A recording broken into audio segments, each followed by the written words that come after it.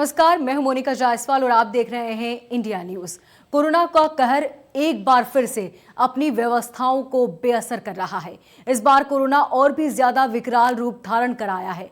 Corona के आंकड़े दिन ब दिन लगातार बढ़ते जा रहे हैं और हर रोज एक नया रिकॉर्ड बन रहा है, जिसके कारण देशवासियों में अब डर का माहौल है। वहीं इस डर का माहौल को कम करने के लिए उत्तर प्रदेश के मुख्यमंत्री योगी आदित्यनाथ ने कोरोना वैक्सीन की पहली डोज ली। साथ ही सभी देशवासियों से कोरोना वैक्सीन लगाने की अपील भी की। देखिए रिपोर्ट। कहते हैं कि खामोशी के बाद उठने वाला तूफान तबाही मचा देता है। आजकल देश भी कुछ ऐसी ही चुनौतियों से गुजर रहा है, क्योंकि कोरोना की दूसरी लहर ने लोगों में खौफ का माहौल पैदा कर दिया है। क्या महाराष्ट्र, क्या दिल्ली, क्या पंजाब, क्या उत्तर प्रदेश, हर राज्य कोरोना की जद में है।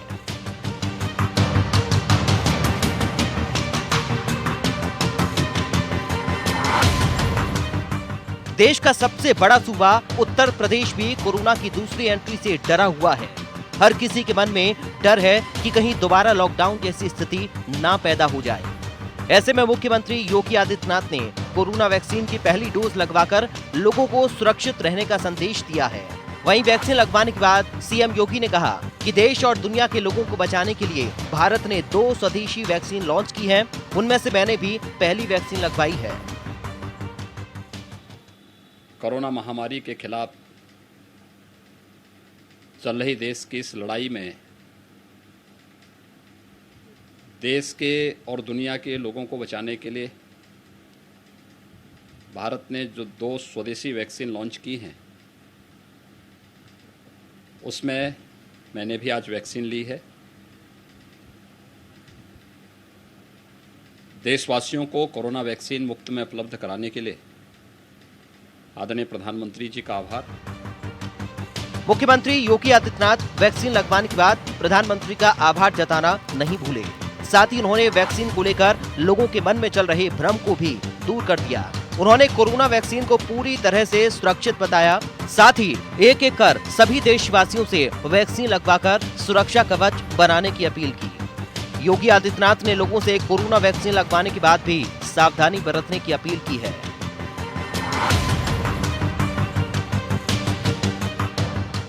ये वैक्सीन पूरी तरह सुरक्षित है और हम लोगों को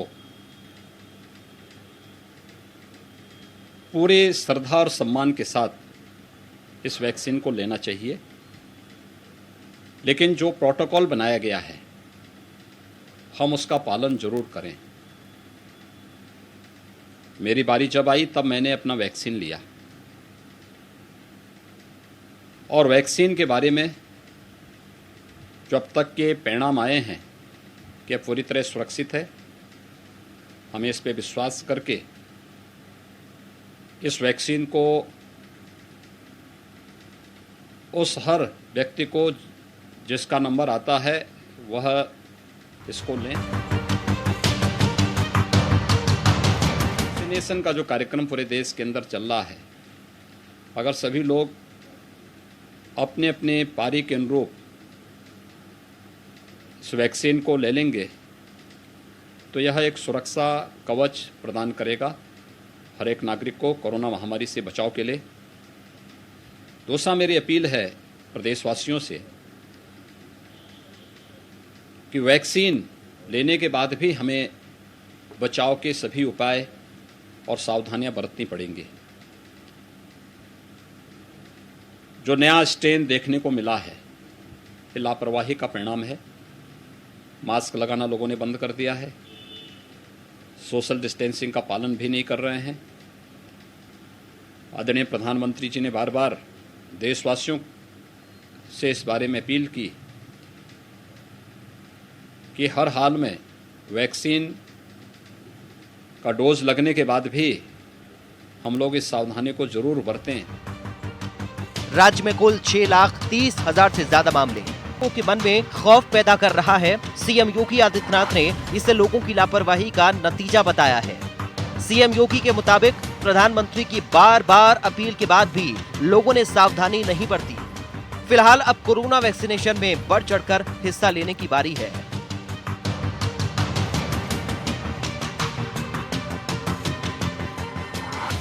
भले ही मुख्यमंत्री ने वैक्सीन लगवाकर लोगों में डर कम करने की कोशिश की हो, लेकिन सरकार किसी भी तरह से ढील देने के मूड में नहीं है, क्योंकि कोरोना की दूसरी लहर में उत्तर प्रदेश के अंदर तेजी से बढ़ रहे आंकड़े पहले से ज्यादा डरावने हैं।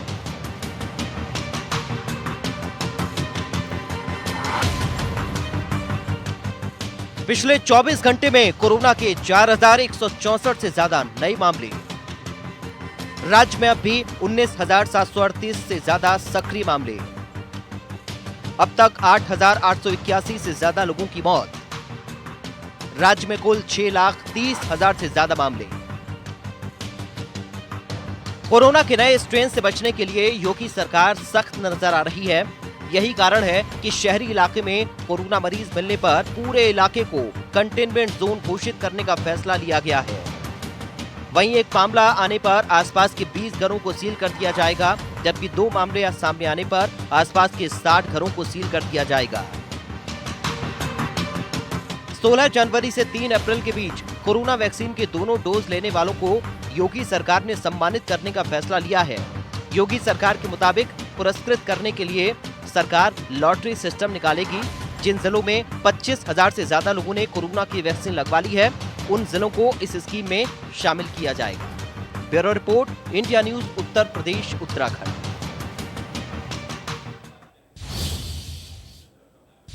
बाहुबली विधायक मुख्तार अंसारी को पंजाब से वापस यूपी लाया जा रहा है। मुख्तार को बांदा जेल में शिफ्ट किया जाएगा। कभी अपने राजनीतिक रसूख की बदौलत ऐश करने वाला मुख्तार आज कानून के शिकंजे में फंस गया है। अधिकारियों के प्रति जीरो टॉलरेंस की योगी सरकार की नीति अब कानून तोड़ने वालों पर भारी पड़ने लगी है। मुख्तार की सारी राजनीतिक पहुंच धरी रह गई और अब यूपी की बांदा जेल में उसका अगला ठिकाना होगा। यूपी के बाहुबली विधायक मुख्तार अंसारी को पूर्वांचल के अपराध जगत में खौफ का पर्याय माना जाता रहा है। 1996 से मुख्तार का मऊ विधानसभा सीट पर कब्जा है। कभी निर्दलीय, तो कभी सपा का साथ, तो कभी बीएसपी। पार्टियां बदलने के बावजूद मुख्तार का सियासी रसूख कायम रहा। वहीं 29 नवंबर 2005 को कृष्णानंद राय हत्याकांड से पूर्वांचल दहल उठा था। इस वारदात में भी मुख्तार अंसारी का नाम आया। गाजीपुर के मोहम्मदाबाद थाने में हिस्ट्रीशीट नंबर 16B में मुख्तार का पूरा काला चिट्ठा है। उनके भाई अफजाल अंसारी भी सांसद हैं। एक और भाई भी विधायक रह चुके हैं और अब उनके बेटे भी राजनीति में पांव पसार रहे हैं। यूपी में विधानसभा के चुनाव के अब 1 साल ही बचे हैं। उसकी तैयारियों के मद्देनजर सियासी समीकरणों को भी नजरअंदाज नहीं किया जा सकता।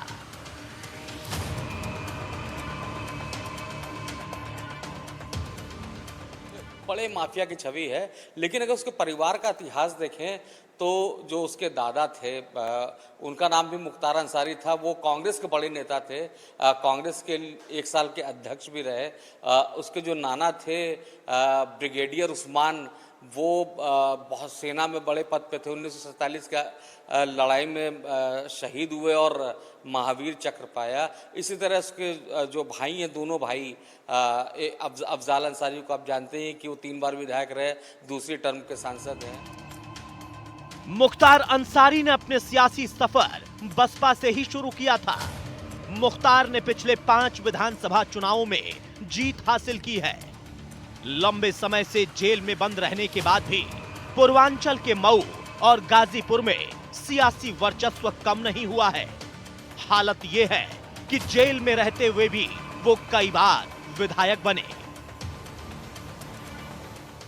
देखिए, Mukhtar Ansari mafia turn politicians हैं। इन्होंने अपना कैरियर अपराध जगत से शुरू किया।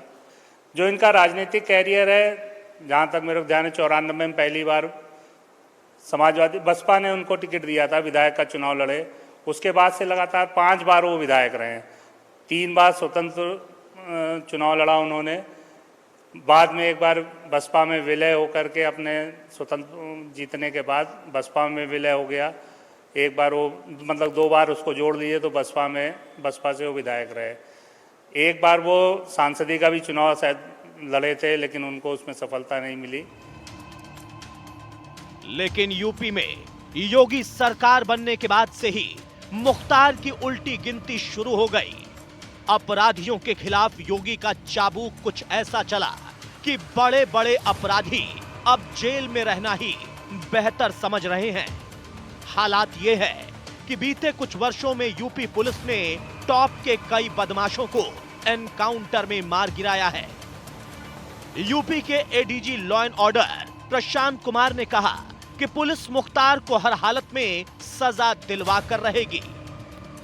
उत्तर प्रदेश सरकार की अपराध और अपराधियों के प्रति जीरो टॉलरेंस के नीति के तहत उत्तर प्रदेश पुलिस को जघन्य आपराधिक mafia gang leader IS 191 Mukhtar Ansari के विरुद्ध एक महत्वपूर्ण सफलता प्राप्त हुई है। सरकार के द्वारा माफियाओं के विरुद्ध लगातार चलाए जा रहे अभियान और उनके विरुद्ध की गई सख्त कार्रवाई के फलस्वरूप अधिकांश अपराधी या तो जेल में हैं या राज्य के बाहर पलायित हो चुके हैं। जाहिर तौर पर मुख्तार अंसारी के ऊपर राजनैतिक और कानूनी दोनों तरफ से शिकंजा कस चुका है।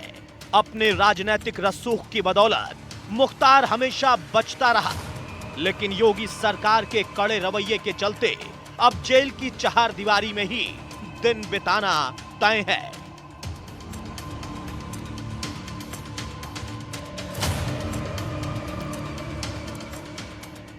माफिया मुख्तार अंसारी को राजनीति विरासत में मिली।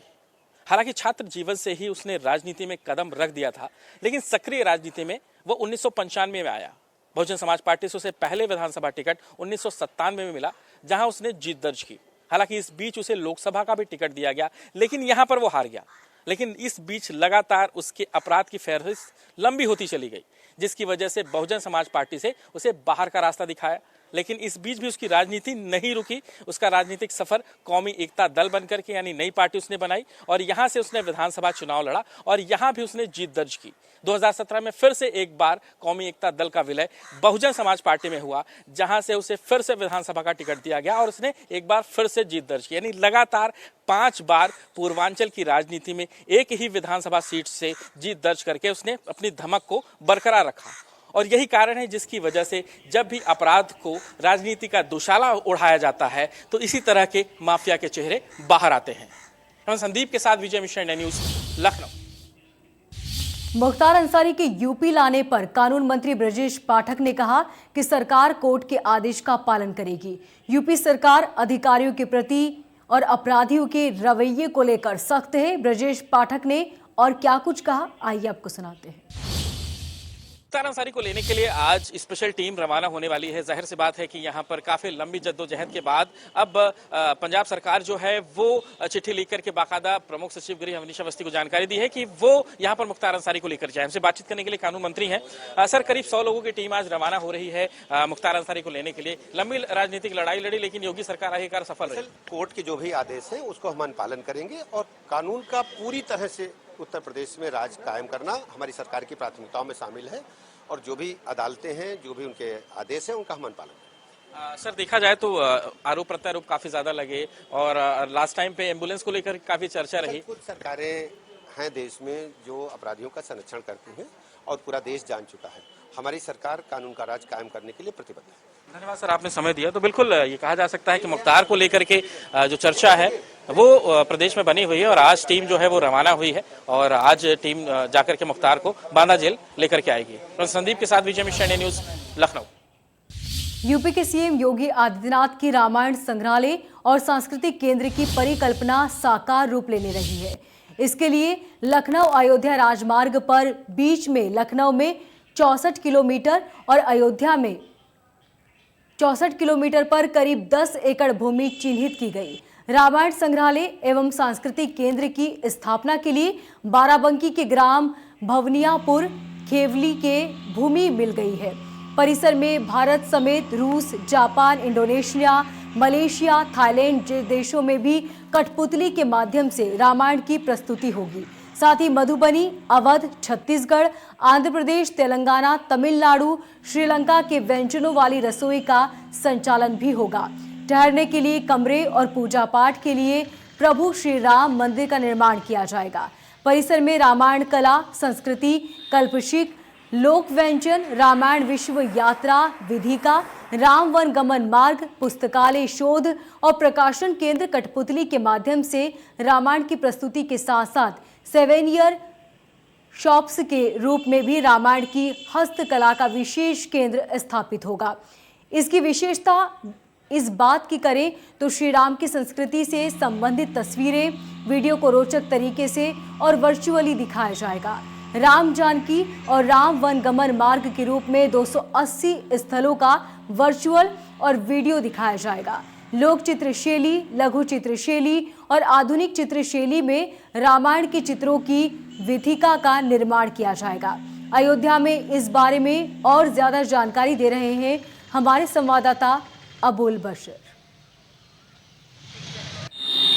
यूपी के मुख्यमंत्री योगी आदित्यनाथ धार्मिक स्थलों के विकास के लिए बेहद गंभीर दिखाई दे रहे हैं और इसी के लिए योगी सरकार ने अयोध्या और राजधानी लखनऊ के बीच बाराबंकी के भवनियापुर के पास एक अंतर्राष्ट्रीय स्तर का एक रामायण संग्रहालय और सांस्कृतिक केंद्र बनाने का मन बनाया है, जिसके लिए संस्कृति विभाग को करीब 10 एकड़ की भूमि भी मिल चुकी है।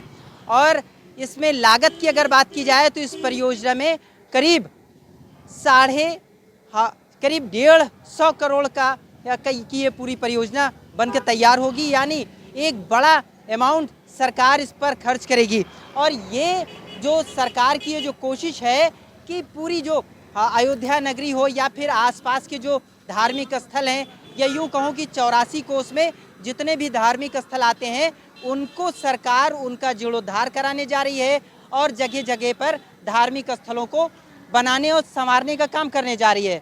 उसी कड़ी में बाराबंकी के भवनियापुर में भी सरकार एक अंतर्राष्ट्रीय स्तर का ये रामायण संग्रहालय बनाने जा रही है। इस रामायण संग्रहालय में सरकार चाहती है कि परमानेंट सुबह और शाम भजन हो, जो रामायण काल के जो वृक्ष थे वो इसमें लगाए जाएं और तमाम तरीके का इसमें सरकार जो धार्मिक केंद्र जो बनाएगी उसके लिए पूरा सरकार ये तैयारी कर रही है। और ख़ास बात ये भी है कि इसके लिए जिम्मेदारी संस्कृति विभाग को मिली है। अयोध्या शोध संस्थान यहाँ पर रामलीला का मंचन भी कराएगा, यानी कुल मिलाकर ये करीब 150 करोड़ की जो परियोजना है उसको लेकर सरकार ने तैयारी शुरू कर दी है।